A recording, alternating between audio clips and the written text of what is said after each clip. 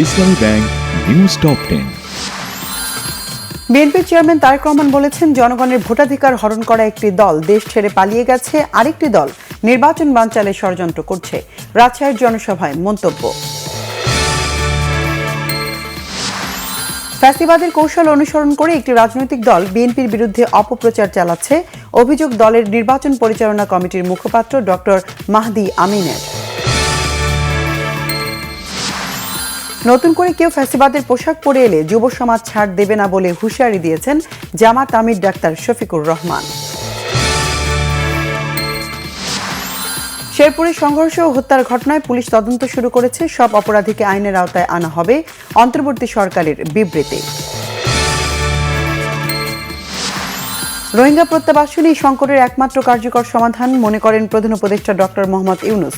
জাতিসংঘ মহাসচিবের সফরের পরও রোহিঙ্গা সংকট নিয়ে কোনো অগ্রগতি না হয় হতাশা প্রকাশ।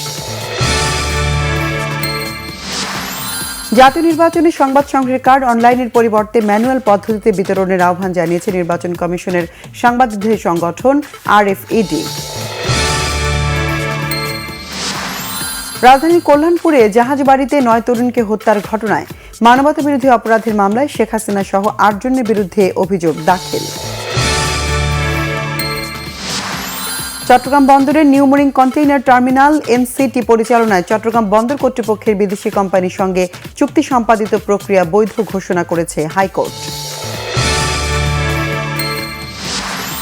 পারমাণবিক কর্মসূচি নিয়ে চুক্তির সময় ফুরিয়ে আসছে, আলোচনায় রাজি না হলে ইরানে বিধ্বংসী হামলা চালানোর হুমকি মার্কিন প্রেসিডেন্ট ট্রাম্পের।